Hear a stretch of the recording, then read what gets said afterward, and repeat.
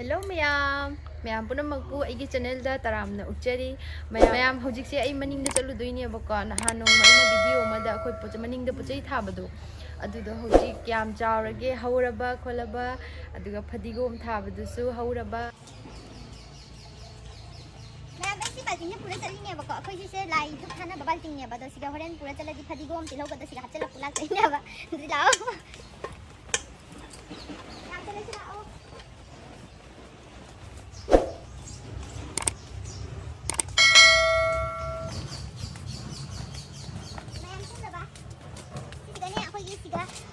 siga thamne na ko ade sidi pura ga ade hinuna hai di ne ba ade siga gi ko isim kola kola ade hai ne ba jadi ngam chala si khadi mara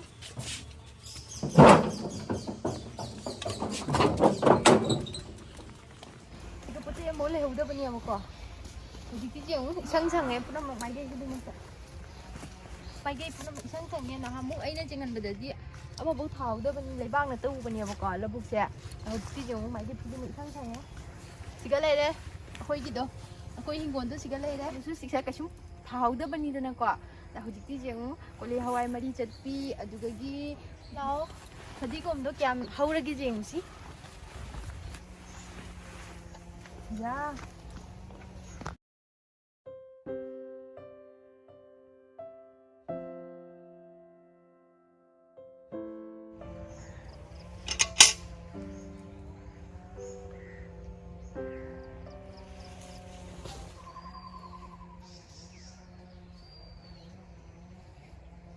jong chak pambi chahi ani phare bako handak ka pal je chahi ani sure handak ka pal je da kyam ni mi no je mu aina sumai na lam da dum phang ne ba dei haye jong chak je swai mu ka sang da na pan thara di jong kyam nak doi no je mu ya ai dum he sa na ka tawra ti je ni ka si se kyam pali no je mu ya handak ka chahi ni teng sure bako pan ba ti da na khoi koli hawai nga ta ni li si je mu siga su le pambi smai na katang katang phang ba jaga jing siga morok thari ba siga na alu ni myam si sing je alu ni ko alu ni as mai bu se alu ni aduga siga na koli hawai do siga na morok pambi sing se thare siga su koli hawai ni se mai na traga khongdu moiram ngan myam ai khang de kai no ai na siga mari chatpi hawai ni yam phadi gom che jeng halaki ni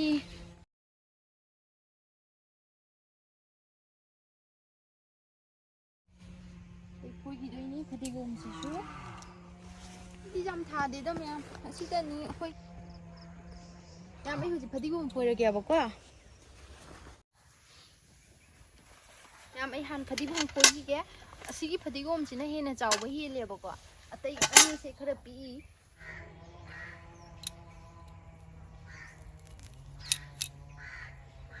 myam ne phadi gom man ba se wadi wai ba do ina ne khara wara su wana ne hadi horen hauji khara waba duna horen ai hapam dai da napi jaw bu du ngai te dana adu dugi ai ne khara tapna tawna tori ba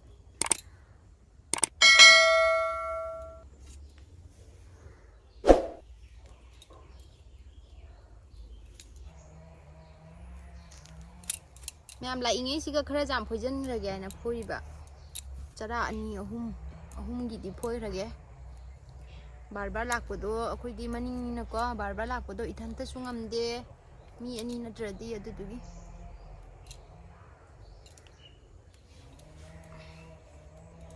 Jego ma'am फजद्रा ma'am क्या वांगी no जेगो अइना दि खल्लेबा पिसक pick माने न दुबु वांगिनी सेसे ma'am गी चराबा को ma'am kanji दा हपचरुरो ma'am iron बदा हपचरुरो iron बदा ma'am फदिगोम दी जेउ हची सुख फोइजरे चरा अनि हुमदी ओ अनि सिख फोइरे हजिकति लो मना फोइगी गे मैम हपचलगे दुतुगी दुम सिन कागे जागदर खंगदे जादी जाए मैम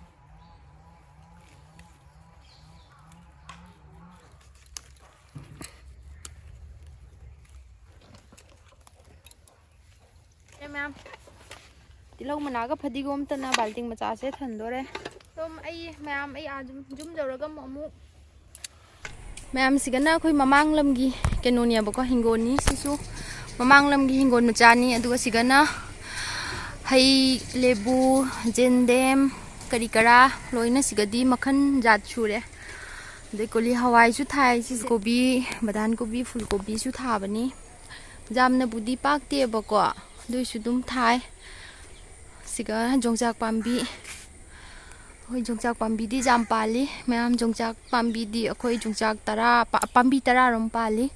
ꯑꯥꯗꯁꯨ ꯂꯩ ꯁꯤꯁꯤꯅ ꯍꯩꯅꯤꯡ ꯄꯥꯝꯕꯤꯅꯤ ꯌꯣꯡꯆꯥꯛ ꯄꯥꯝꯕꯤꯗꯤ ꯃꯌꯥꯝ ꯐꯅ ꯌꯥꯝ ꯄꯥꯜꯂꯤ ꯍꯧꯋꯦꯕ ꯑꯩꯈꯣꯏꯒꯤꯀꯣ ꯑꯗꯨꯒꯤ ꯆꯍꯤ ꯈꯨꯗꯤꯡꯒꯤ ꯌꯣꯡꯆꯥꯛꯇꯤ ꯐꯖꯅ ꯇꯧꯅ ꯑꯗꯨꯝ ꯆꯥꯏ siga sorongnina auto cheli sigana kolobot pam lafoi sigadi dum mamang lam sigadi mayam jat chure loi punamak palle haitare thai haitare bako eno jat chure loina thai bako khara loina thai ba lafu pambi kari kara noba pambi chapon pambi asisu manung da lei ado siga jangba taradi ai akhogi sangoi maning dagi ne jangbagi mathau tani bako do तल्लायना आई चंद्रब अना सूम मपानोमदगी दुम hunger हंदा चप्पसिगा ओइना दुम नमबनी अइना ngasai maningda kumtharuiduna maningdaneबको अखोई कुमब्रा मखक जिंगहलके तो आदा कुमब्रा पालिब हेक्टोक ट्रोबनी ma'am खुद थिलजु कइम काइदे सिगो दु कुमब्रानी ma'am सिसे अइना ngasai हाइबा कुमब्रादो हेक्लेबको अदो होजिसि थोंगद्रोबनी दे आई थोंगबदो दुम उचरागे मैम अदुदि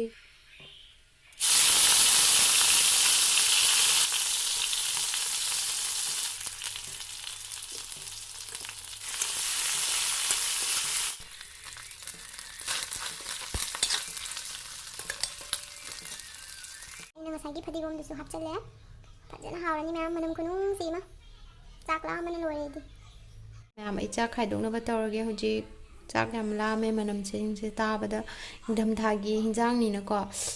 फदिगोम गसे हापगा